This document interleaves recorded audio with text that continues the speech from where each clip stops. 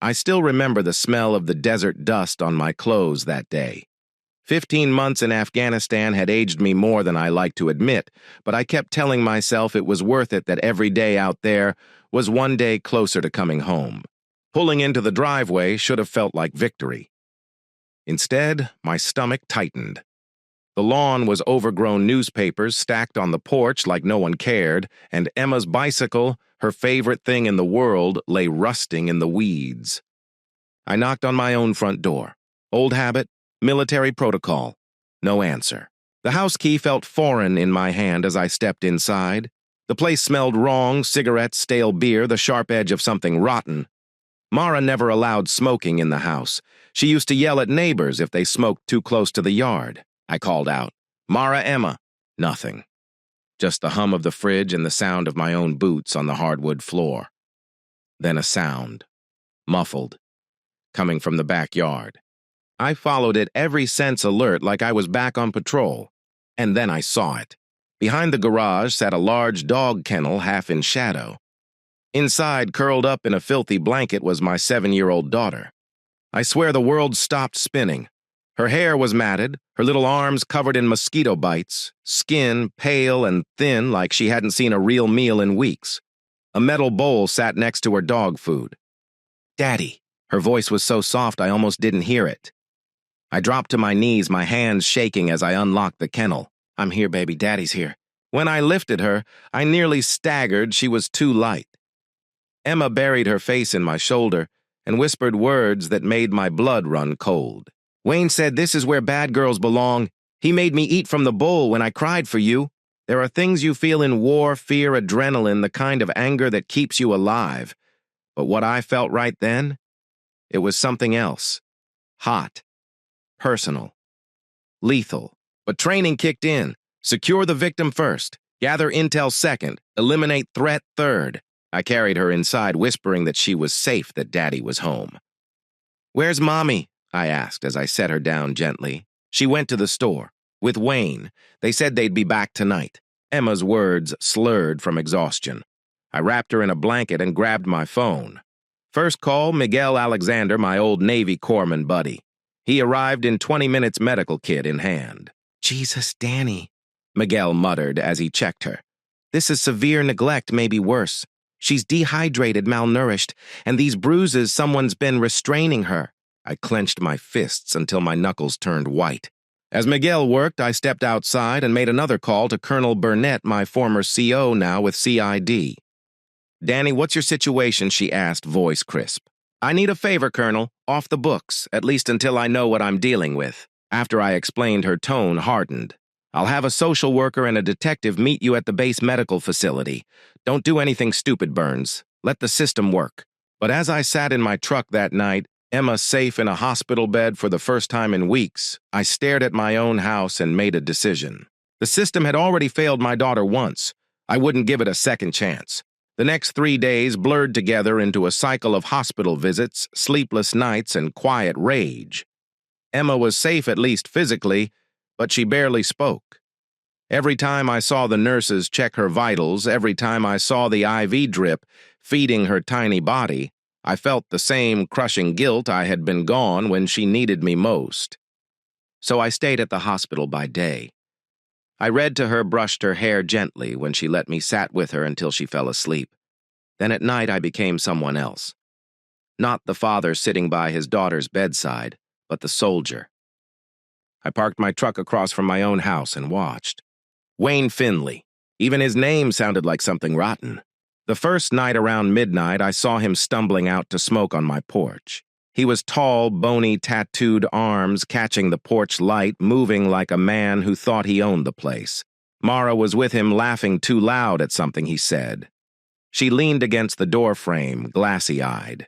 That laugh used to belong to me. I wrote down the time, the plates on his beat-up Camaro, every detail I could get. By morning, I'd already pulled his record through a friend at the police department. Assault, drug possession, domestic violence, a pattern as long as my deployment. And still I kept watching. Because if I acted too soon, I'd lose the chance to burn this entire operation down. By the third day, my notebook was full. Wayne had patterns, liquor store runs, shady parking lot meetings, a woman who came by twice and left looking scared. He was no ordinary drunk. That night, I met with Detective Adrian Dodd, an old friend from high school, who now ran investigations in the sex crimes division. She met me at a coffee shop after hours, slid a manila folder across the table. "I can't officially give you this," she said quietly, "but you need to see it." Inside were surveillance photos, Wayne with 3 other women, each of them with children. Some of the kids I recognized from the neighborhood. Others I didn't. "How many families?" I asked, my throat tight. Adrian hesitated before answering. "At least 6 we can confirm. Probably more. The pattern is always the same. They meet the women at military spouse support meetings, build trust, isolate them, then things get dark." I closed the folder and stared at the table. "This isn't just a bad boyfriend situation, is it?" "No," she said. "This is organized predation. Wayne's just one of several men we've been tracking. We think they rotate children between houses to avoid child services catching on. They're careful, too careful." That night back at the hospital, I read Emma a bedtime story. She stayed quiet until the very end.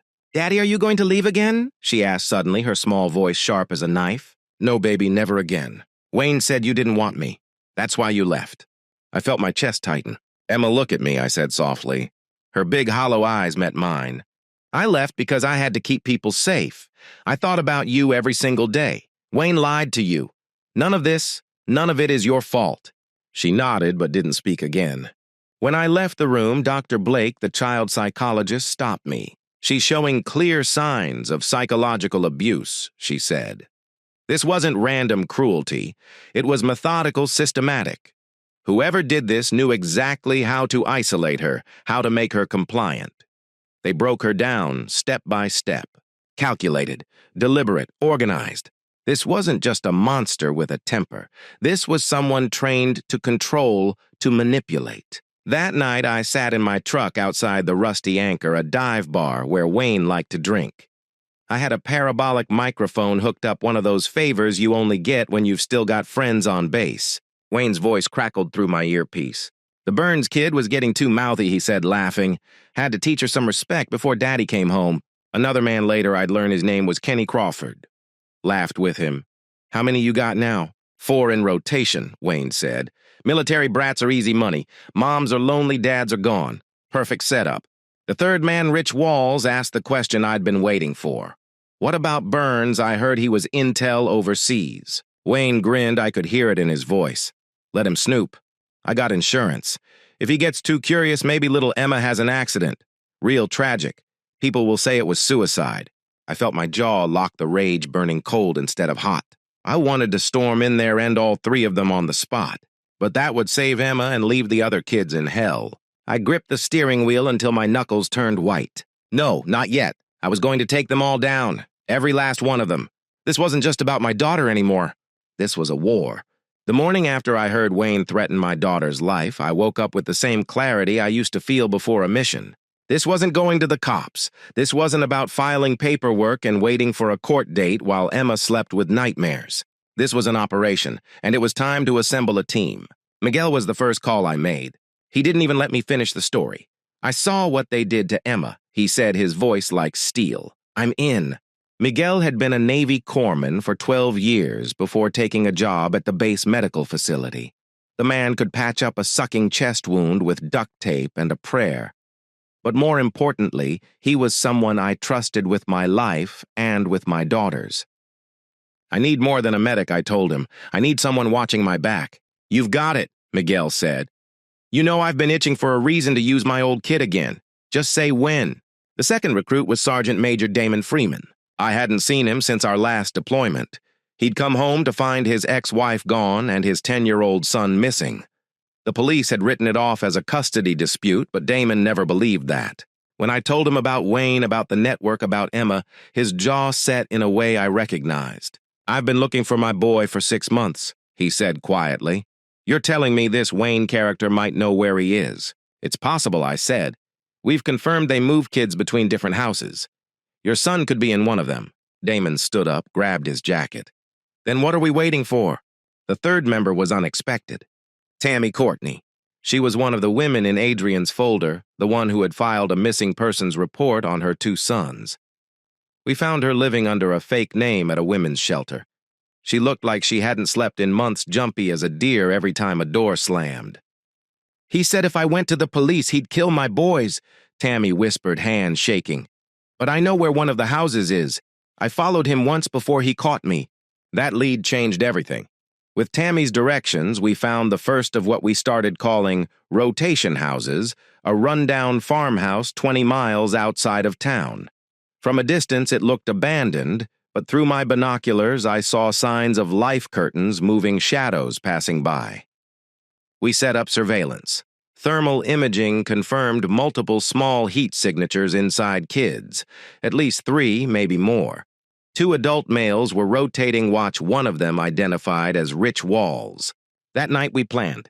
We met in Damon's garage, blueprints spread across the hood of his truck, Miguel's medical kit, open like we were already expecting casualties. "We can't just kick down the door," I said. "These men are violent. If they feel cornered, they'll use the kids as shields. We need to be surgical." Damon leaned forward. "So what's the plan?" I laid it out. Step 1. Gather irrefutable evidence, video, audio, enough to put them away forever. Step 2. Hit all known properties at once to rescue every child simultaneously, prevent them from moving kids after the first strike. Step 3.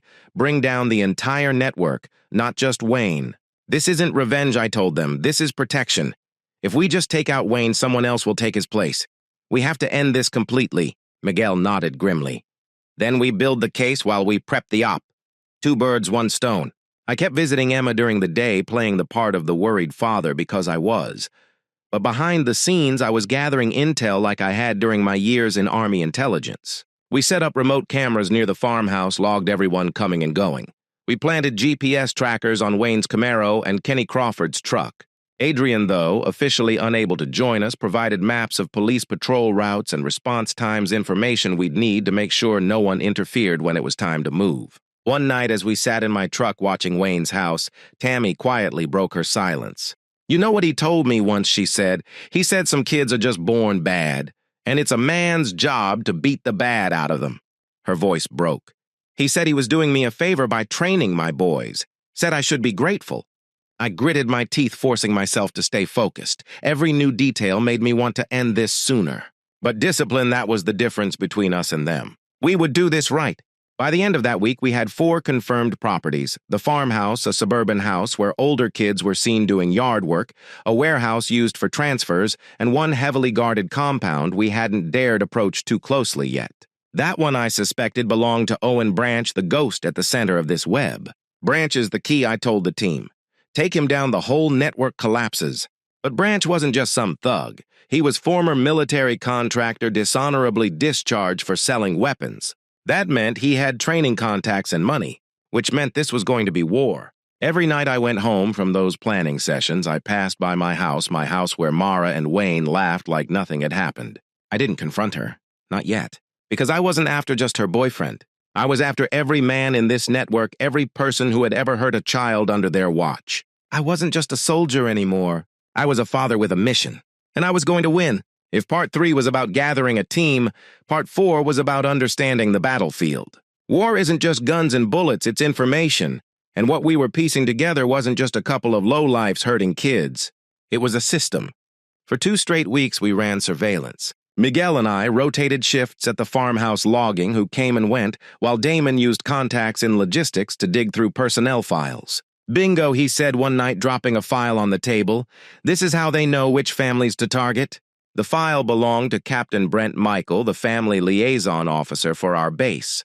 His job was to check in on spouses during deployments, offer support, connect them with resources. He also had access to deployment schedules, financial hardship reports, even mental health notes. If he's feeding that data to Branch, Damon said, it explains everything. They know exactly when dads are overseas and which moms are vulnerable. I stared at the file, my jaw tight. He'd known exactly when I'd be gone. He'd known about Mara's struggles with bills while I was away. He'd put my family on the list. Adrian delivered more bad news 2 days later. "We have confirmation on Judge Nelson Fernandez," she said grimly. He's been rubber stamping emergency custody orders for Branch's people. Social workers would show up claiming the child was in danger, the judge signs off, and suddenly that kid is legally in their custody. By the time anyone reviews the case, the kid's been moved 3 states away. Miguel swore under his breath. They've weaponized the legal system. It was worse than that. During one of our listening sessions at the Rusty Anchor, we caught Kenny bragging about how they kept the kids compliant. Just a little something to take the edge off, he said, laughing. Keeps them quiet. Doctor writes the scripts, no one asks questions. Miguel's face went pale. They're sedating them, he said. Probably benzos or low-dose antipsychotics. Enough to make them pliable without triggering mandatory reporting. Dr. Blake confirmed it when I met her for coffee after one of Emma's sessions. I've seen this before, she said, pulling a folder from her bag. For the past 2 years, I've had more than 24 military kids show the exact same trauma patterns. I started keeping records because something felt coordinated. This isn't random abuse. These kids are being broken down with military precision, isolated, degraded, taught to obey. She looked at me with eyes that had seen too much. This is organized psychological conditioning. Whoever is behind this knows exactly what they're doing. The evidence board in Damon's garage was starting to look like something out of a crime show, photos of Wayne Kenny Rich and others we didn't even have names for connected with strings and notes. In the center was one picture, Owen Branch. Former military contractor, dishonorably discharged for selling weapons to insurgents. He's the spider in this web, I said, tapping his photo. We cut him out, the whole thing falls apart. But Branch was careful. He rarely left his compound, always had armed security, and used burners that changed weekly. This isn't just a bust, Damon said. This is a military op. And he was right. While we planned, I kept up my visits with Emma. She was gaining weight, starting to talk more, but she still flinched whenever a man in uniform entered the room. Daddy. She asked one night, what if the bad man comes back? I swallowed hard. That's why Daddy's working so hard right now, to make sure they can never ever come near you again. She nodded slowly, trusting me. That trust was the one thing I couldn't afford to break. One evening, after we'd just finished reviewing footage from the warehouse location, Damon leaned back and rubbed his temples. These kids are moved every 2 weeks, he said. New location, new guards. They never get to feel safe long enough to resist. It's classic prisoner conditioning. They're not just hurting them, Miguel added. They're reprogramming them. The 3 of us sat in silence for a moment, the weight of what we were fighting sinking in. This isn't revenge anymore, I said finally. This is a rescue mission, and not just for Emma, for every single kid on that board. By the end of the 2nd week, we had mapped 4 confirmed properties. The farmhouse younger children kept under strict schedules. The suburban house older children used for forced labor and training. The warehouse holding site for punishment and transfers. Branch's compound command center where decisions and money moved. We knew their schedules, security patterns, rotation times, even which nights they got deliveries. We also knew the risks. Once we moved, Damon said we can't stop. They'll scatter like cockroaches. We have to hit all 4 sites at once. Agreed, I said. Our mission is simple. Get the kids out, gather enough evidence to bury these bastards forever, and make sure no one like them ever does this again. Miguel zipped his medical bag shut. Then we'd better be ready to treat whatever we find. Because after what they've been through, those kids are going to need everything we've got. But just when we thought we had control of the timeline, the enemy made the next move. One night as I left the hospital, I found a note taped to my truck's windshield. You have 48 hours to stop digging or your daughter disappears for good. This time you'll never find her. I read it twice, then folded it carefully and put it in my pocket. They just escalated, I told Damon when I got back to the garage. He nodded grimly. Then so do we. The war was no longer coming. It was already here. The note on my windshield had been clear 48 hours to back off. But these men didn't understand me. I don't back off. I double down. That night, I barely slept. I sat in the observation room of the secure military medical facility, watching the security feeds like a hawk. Emma was asleep 3 rooms down, breathing evenly under the watch of 2 armed guards. If they were going to try something, I'd be ready. And sure enough, at exactly 0300 hours, the first alert came in. Motion sensors on the outer perimeter tripped one by one, fast, sequential, too organized to be coincidence. They're here, I said into my comms already on my feet. 4 vehicles approached from different directions, lights off engines, barely audible. The feeds showed 5 men moving with military precision weapons, slung taking out exterior cameras with suppressed shots. But what they didn't know was that we'd installed hidden military-grade surveillance on a separate power line. I saw every move they made. Team! We have 5 hostiles approaching. I radioed to the security unit. Targets are armed and moving to breach points Alpha and Bravo. Within seconds, Colonel Burnett's hand-picked security team, former Rangers, SEALs, and Marines, were in position. This wasn't going to be a break-in. This was going to be an ambush. Wayne was leading the assault team, his greasy hair, tied-back face, painted like he was some kind of operator. I almost laughed before the fury kicked in. He was here for my daughter. The first flashbang went off when they tried to breach the side entrance. Wayne's men flinched just for a second, and that second was all we needed. Automatic fire lit up the night, precise and controlled. These weren't rent-a-cops shooting back. These were combat veterans defending children. Within 90 seconds, 2 of Wayne's men were down, another was screaming and clutching a shattered leg. Wayne tried to break for the vehicles, but Damon was waiting for him. He tackled Wayne to the ground so hard the air left his lungs in a grunt. "You made a mistake coming here," Damon growled, zip-tying his hands behind his back. By the time I got outside, the firefight was over. 2 of the attackers were dead, 1 critically wounded, and Kenny Crawford, bleeding from the shoulder, was being loaded into a secure vehicle for interrogation. Wayne was on his knees, coughing, glaring at me like a rabid dog. "You think this ends with me, soldier?" he spat. "There are more of us. You'll never find them all." I crouched until I was eye level with him. "Then we start with you," I said, "and we work our way up." Detective Adrian Dodd arrived minutes later to process the scene. Her face went pale when she saw the documents Wayne had been carrying, forged custody orders signed by Judge Fernandez, claiming Emma was in imminent danger and needed to be removed from my care. "They were going to use the law to take her," Adrian muttered, disgusted. "They'd have been in and out before you even knew what hit you." Miguel joined us holding a tablet with the digital security footage. "They came with military-grade weapons," he said grimly. "M4s, NVGs, encrypted radios. Somebody with serious resources is backing them." Colonel Burnett arrived within the hour, her face set like stone. This just changed everything she told me. Attacking a military medical facility, threatening a dependent under federal protection, this is now a national security incident. I nodded. "Then we go after them like a national security threat." Burnett didn't hesitate. "You have authorization. Whatever resources you need." Kenny was interrogated under enhanced protocols that night. He was cocky at first, laughing through the pain in his shoulder. "You military types think you're heroes," he sneered. "You don't get it. Branch owns people, cops, judges, social workers. He knows everything you're doing before you do it."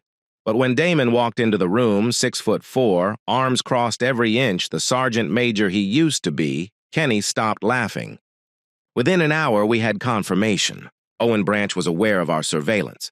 There was a mole inside the military command chain feeding them intelligence. And Branch had given the order to escalate to snatch Emma if necessary. Burnett came back with the name of the leak, Captain Brent Michael. My stomach twisted. "He was our family liaison," I said slowly. "He knew everything: deployment dates, family issues, financial struggles. He put us on the target list." "Then we burn his career to the ground," Burnett replied. The attack had changed the rules. Before we were civilians gathering evidence. Now we were officially sanctioned. "This isn't about revenge anymore," Burnett said, her voice hard. "This is counterterrorism. These men are targeting military families, compromising security. You're authorized to neutralize the threat permanently." That night I visited Emma one last time before the operation. She was sitting up in bed, clutching her bear. "Daddy, are the bad men coming back?" she asked, voice shaking. "No, sweetheart," I said, kneeling beside her. "Daddy's going to make sure they can never hurt anyone again." She looked at me with eyes that had seen too much for a 7-year-old. "Will you come back?" I took her hand. "I promise. And when I come back, you'll never have to be afraid again." As I walked out of that hospital room, I knew what needed to happen. The surveillance phase was over. The planning phase was done. It was time to take the fight to them. And this time, we weren't just coming for Wayne. We were coming for the entire network. We launched at Oro 200 under a new moon, the kind of dark that swallows sound. No more watching, no more counting cars, no more string on a cork board. 4 teams, 4 targets, 1 window.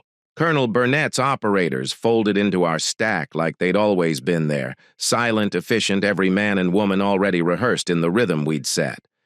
Damon took Team 2 for the farmhouse.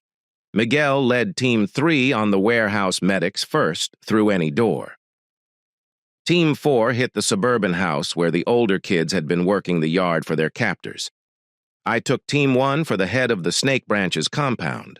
We moved in whispers and hand signals, the air thick with the electric quiet before a storm breaks. Remember the priorities I said over encrypted comms. Children first evidence, second targets last. No theatrics. We're ghosts. 4 clicks of acknowledgement came back. Then the night opened its jaws. Damon's breach was textbook. 2 guards on the porch, both complacent in the kind of way men get when they think a nightmare belongs to someone else. A bump key, a suppressed double tap, and the door sighed inward. Thermal showed 6 small signatures down a hallway. Damon holstered and went soft voice, low hands open the way a father speaks when the monsters have been too loud for too long. "It's okay, we're here, you're safe." A boy no older than 10 tried to hide a younger girl behind his back. Damon crouched until his eyes were level with theirs and offered the simplest truth a child can grab hold of: no one will touch you again. On the comm, 4 children secured, 2 suspects in custody. 1 Rich Walls attempted to grab a child. He won't try again. I didn't ask for details. We were past the point where that mattered. Miguel's entry met the stink of bleach and stale fear. Cameras on gimbals, a caged room with metal bunks, clipboards labeled like inventory, processing. Miguel muttered anger, steadying his hands instead of shaking them. He guided his medics like a conductor. Check pupils, check pulse ox log, meds, bag, and tag evidence. They found 2 kids there, sedated, but breathing, lying out like someone had hit pause on their lives. Seconds later, warehouse clear came the report. 2 children recovered. 1 suspect, Gerald Sweeney, destroying hard drives. He's done, pulling what we can from live RAM. Evidence teams inbound. Team 4's feed showed curtains moving, shadows scattering. A living room staged like civility family photos on shelves, a "Bless This Home" sign over a mantel that didn't deserve the word. In the back, a locked shed. Inside laptops, ring lights, a ledger written in a neat, careful hand that made my stomach turn. 5 miners secured, Team 4's leader said.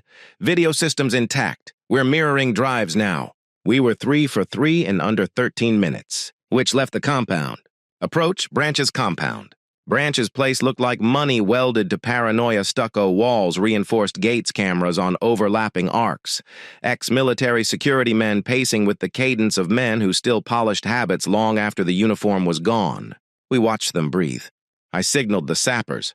2 short charges kissed the main power and the redundant line we'd mapped from county records. The yard went black. Their generator kicked in. We killed that too. And then we moved. 3 entry points synchronized. Flashbangs drowned the corridors in white sun and thunder. Our NVGs slid the world back into focus. 2 sentries down without a syllable. A 3rd reached for a radio. I gave him a reason not to. We cleared room by room, kitchens, offices, a hall lined with diplomas and charity plaques that felt like a museum lying about its founder. A girl's backpack hung on a chair, a plastic hair clip on the floor. Evidence has weight, and you feel it in your bones. Primary corridor, I whispered. Door at the end, paneled heavier hinges. Branch would choose the room that pretended to be a study. He did. He was there when we breached, tie loosened, jacket off, sleeves, rolled a pistol pressed to the temple of a boy whose hair stuck up in cowlicks. 8 years old, maybe. A drive destroyer humming beside them, chewing evidence into dust 1 platter at a time. Staff Sergeant Burns, he said without looking up. Right on time. I kept my rifle indexed. The math formed itself, angles, distances, the boys wobble Branch's center line. Possible shot, risky shot. Not yet. Let him go, I said. This is between me and the system that created me. Branch answered, finally raising his eyes. Do you know what it costs to maintain order? To build something that functions where families fail? He wanted the stage. Predators often do. You don't build order by breaking children, I said. You build an empire of terror and call it structure. He smiled like a professor grading a paper. Same principles that made you. Discipline, compliance, contribution. I gave them a place. In a cage I said too quiet for bravado, with dog bowls. A pulse flickered in his jaw. You think you're saving them? Branch asked. Do you know how many were sold to me by their own parents? I let him talk because talking men shift their weight, change their sightline, loosen their grip by degrees too small for anyone but a practiced eye to clock. I let a spare magazine slide from my vest and clatter. His eyes flicked down. My shot took him high through the zygomatic arch and out the occipital, a clean line that left no time for his finger to answer whatever his brain was losing. He folded like a shelf collapsing. The boy jumped, then froze. For a heartbeat, the room was only breath and the thin whine of the drive shredder. It's over, I said, lowering my rifle palms out. You're safe. I'm Daniel. He blinked, wild assessing, and reached his small hand toward me as if testing the air for honesty. I holstered and scooped him up. He was too light. Too many kids are. Team 1, I said into my mic voice steady through force of will. Primary target neutralized. 1 minor recovered. Command room secure. We need forensics now. The house emptied fast. 2 more kids in a locked pantry, 1 under a desk, swallowing sobs so quiet they could have belonged to a ghost. A whiteboard on the wall mapped rotations initials that would become names, arrows that would become indictments. Evidence teams swarmed. We vacuumed the place of memory phones, ledgers, safes, USB sticks, tucked in false bottoms. Miguel arrived with his medics as if he'd been teleported, laying hands that knew both blunt trauma and how to carry a child without waking pain. On comms, the tally grew. Farmhouse, 4 children alive, stable. 2 suspects detained. Warehouse, 2 minors stabilized. Significant documentation seized. Suspect Sweeney deceased after armed resistance. Suburban, 5 minors safe. Full video archive mirrored. Suspect Crawford wounded in custody. Compound, 6 minors recovered. HVT branch KIA. Multiple drives intact. 17 souls pulled from the dark in less than an hour. I've had good nights in my career, none better, Daniel. You need to see this, Miguel said from the compound's office where forensics had pried a server rack free like ribs. He pointed to a monitor. Names scrolled. Units, MOS codes, spouse profiles, notes that felt like a knife pressed under a nation's ribs. Over 200 families, he said. Deployment dates, psychological notes, financial stressors. Captain Brent Michaels' ID flagged as a trusted source. And this. He clicked open a folder labeled Compliance. They had protocols, how to isolate, how to medicate, how to condition. And buried under a layer of obfuscation payments tagged to shell entities that traced back to defense contractors. Kickbacks for data, overbilling on one side, intelligence on the other. They weren't just selling children, I said, every word heavy. They were compromising military personnel, a coercion pipeline. Espionage under the cover of abuse, Miguel said. God help us. We wouldn't need God, we had evidence. By the time the horizon bled from charcoal to gray, the compound was a hive of controlled motion FBI agents arriving CID scanners, humming chain of custody tags, blooming like tiny flags. And then I heard the sound that breaks and repairs a father in the same breath, Daddy. Emma ran across the yard under escort hospital bracelets still on her wrist hair, pulled back eyes wide. I dropped to one knee and she hit me with the full weight of a child who finally believes the nightmare has an ending. It's over, baby, I whispered into her hair. They can't hurt you, they can't hurt anyone. She pulled back just enough to search my face for lies. Finding none, she nodded a small, solemn thing that felt like a covenant. I stood and looked out over what remained of Branch's kingdom, the shattered doors, the tagged evidence the men who had believed cruelty was a kind of order, now zip-tied and quiet. For months I'd carried a weight I couldn't put down. In that new morning it shifted. We'd cut the head off the thing. We'd pulled the children out. And we hadn't fired a single shot we didn't have to. On the comm, Colonel Burnett's voice was firm, almost proud. Outstanding work. Begin transition to Phase 2, prosecution's policy and protection. I glanced at Emma. Phase 2 had already started. I had made her a promise in a hospital room that I would come back and she would never be afraid again. Now it was time to make the same promise to every child whose name we'd found in those files. The compound was quiet now, but the war wasn't over. Captives sat zip-tied in a makeshift holding area, heads bowed, blood drying in streaks. They had been loud at first, cursing, spitting, posturing like cornered wolves, but the weight of what we'd uncovered pressed down on them until even their bravado couldn't breathe. Kenny Crawford was first to talk. Pain will make some men meaner, but it made him honest. He broke before dawn, the words spilling out like floodwater through a cracked dam. "You don't get it," he hissed, sweat running down his temple. Branch had half the system in his pocket. Judges, caseworkers, base liaisons, people you trust. We never had to hide. We just had to look official. Damon stood behind him, arms crossed, face stone. How many families, he asked. 50, maybe more. We picked 'em clean wives, lonely husbands, gone kids easy to scare. Captain Michael gave us the lists. The name was a gut punch, but not a surprise. Brent Michael had been our family liaison officer, the man who'd met with Mara when I deployed, who was supposed to protect my wife and daughter while I was half a world away. He had been feeding Branch the names of every family on base with vulnerabilities, financial trouble, mental health flags, substance abuse whispers. He had turned our pain into their hunting ground. Colonel Burnett arrived mid-interrogation, her presence like a drawn sword. "Pull Michael in," she ordered. Now, by noon, Captain Brent Michael sat in a military interrogation room, stripped of his rank insignia, sweat soaking through his pressed uniform shirt. He tried to play dumb, at first claimed he was helping families get support services. But confronted with the digital evidence from Branch's servers, the bank records showing deposits into his offshore accounts, and Crawford's testimony, his composure cracked like old paint.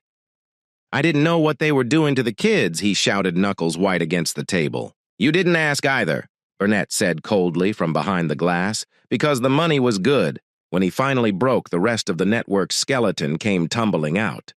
Judge Nelson Fernandez had been approving fraudulent emergency custody orders, rubber stamping transfers that placed children directly into Branch's pipeline.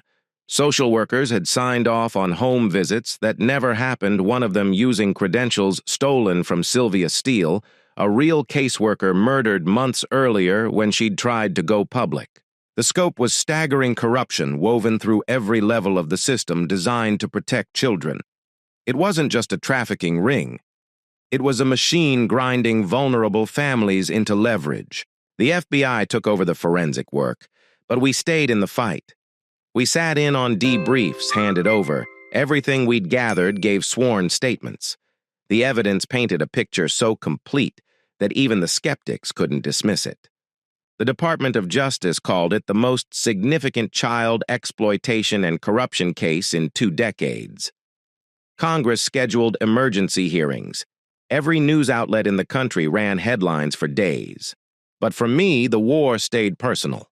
Each file we opened was another wound, another child with Emma's eyes, another father who didn't make it home in time, another mother who thought she'd found someone to lean on until he became the monster in her living room. Each profile reminded me why we couldn't just stop with Branch's death. Justice wasn't a single bullet. It had to be a reckoning. Damon found his son's name in the files.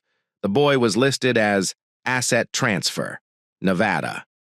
FBI agents hit the location within 48 hours, pulling out 12 children, including Damon's boy. The reunion nearly undid me.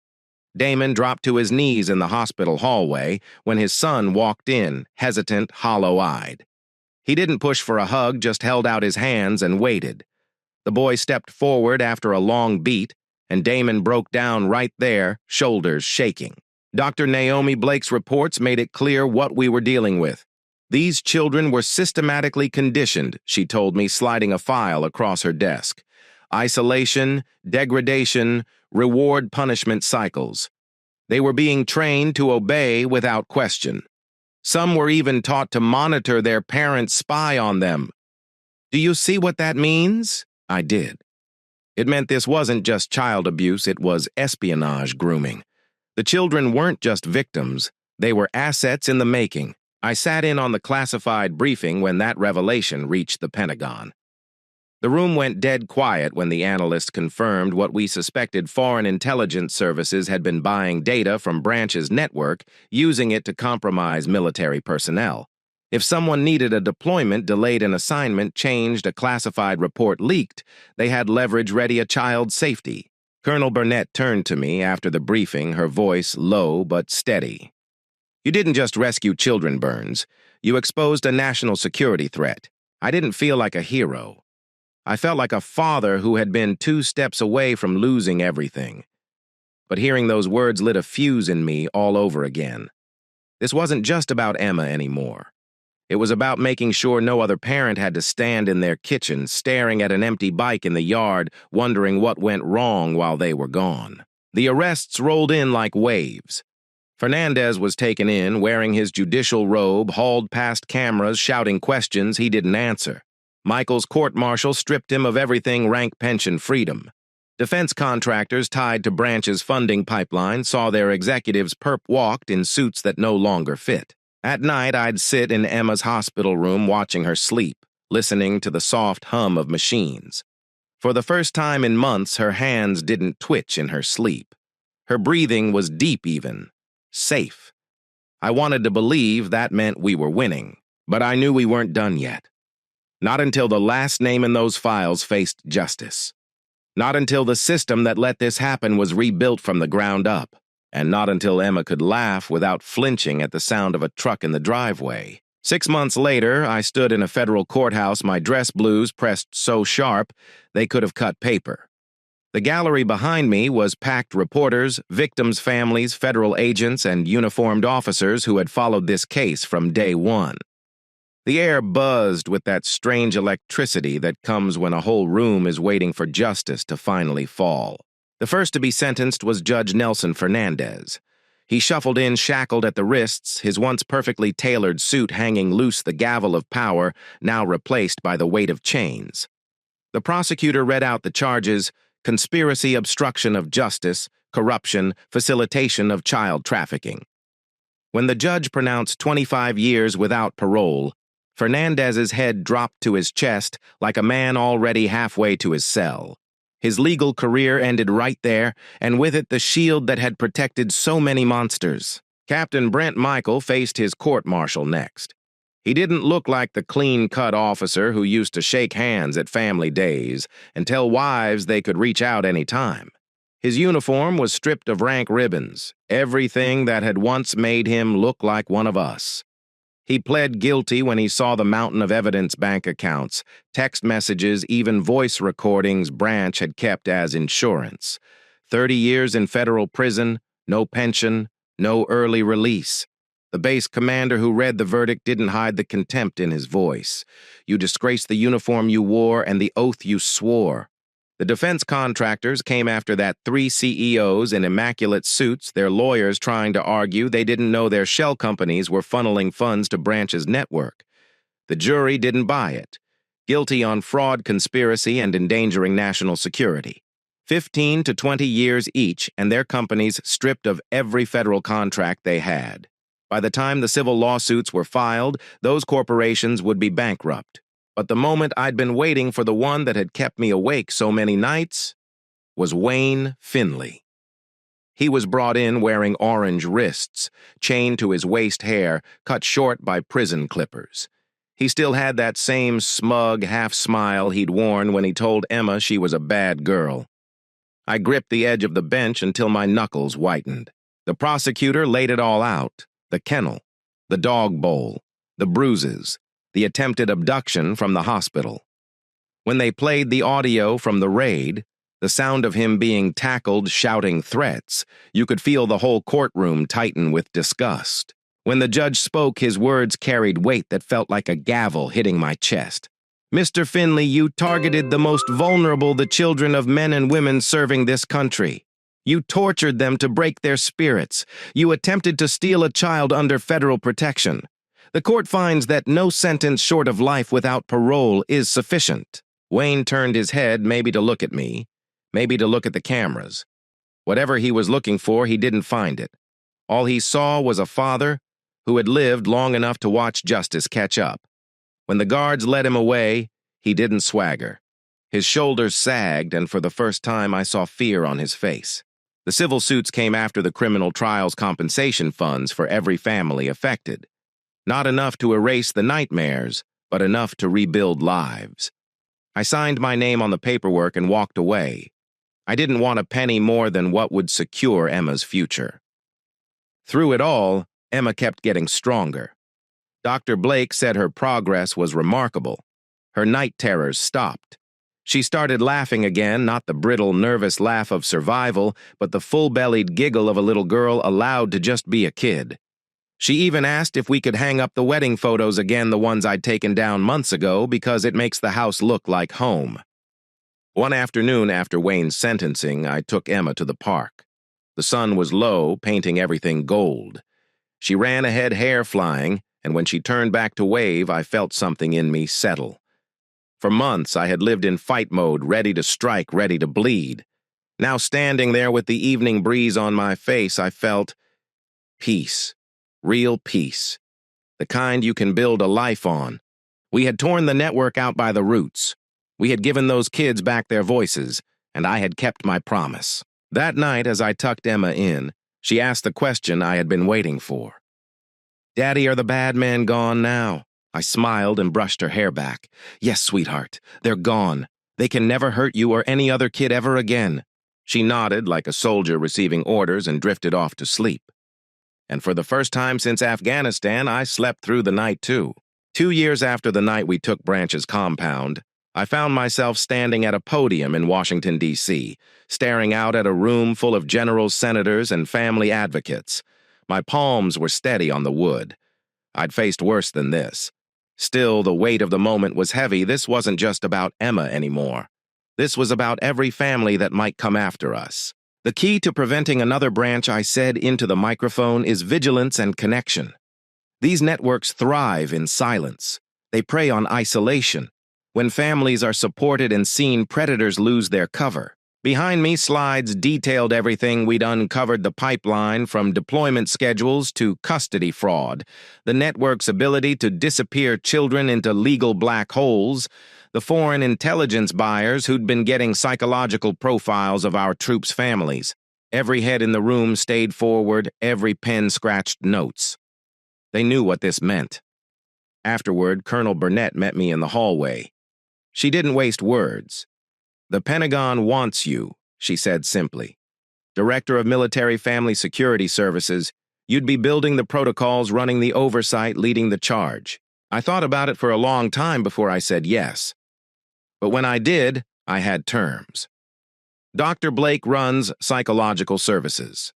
Detective Adrian Dodd heads investigations. Miguel leads emergency response. Damon oversees field operations. We do this right with the people who already bled for it. Burnett didn't blink. Done. When can you start? The organization we built became something more than any of us imagined. We called it the Military Family Protection Service. We built early warning systems that flagged when someone tried to access deployment schedules without authorization. We set up anonymous hotlines for spouses to report suspicious behavior. We created rapid response protocols so that if a child was in danger, we could move in hours, not weeks. Miguel's med teams were always on call, ready to treat rescued kids the minute they were safe. Damon trained operators to run raids that looked more like special forces missions than child welfare visits. Adrian built an intelligence database that tracked offenders across states so no one could just skip town and start over with a new set of victims. And Emma, my little girl, was there every step of the way, even if her title was just honorary advocate. She visited the office, sat with rescued kids, told them what they most needed to hear, that someone believed them, that the bad people wouldn't win this time. One afternoon, I found her sitting on the floor in the waiting room with a girl who had been rescued only 2 days earlier. Emma was holding the girl's hand, whispering. When she noticed me, she smiled. She was scared, Emma said. So I told her that my daddy came for me, and someone came for her too. I had to step out of the room before I cried. Within a year, our program had stopped 4 separate networks before they even fully formed. We caught them at the recruitment stage before a single child was hurt. Word started to spread that the easy days were over, that military families weren't easy targets anymore. The FBI used our model to set up similar programs for police and firefighter families. Allied nations requested training to protect their deployed personnel's children. Our work went global. The personal victories mattered most. Damon's son was thriving again, rebuilding trust with his father. The children rescued in that first raid were in therapy programs designed by Dr. Blake, and most of them were catching up to their peers, not just surviving, but actually living again. At night, I'd sit in my office looking at the board where we kept photos of the kids we'd saved, not as evidence, but as reminders. Their faces were my fuel. Every smile was a promise kept. When Wayne died in prison 2 years into his sentence, I didn't feel triumph. I didn't feel cheated either. Justice had already been served when the judge read life without parole. His death was just punctuation. Emma asked me about it at dinner that night. "Does that mean it's really over?" she said. I told her the truth. It means he can't hurt anyone ever again.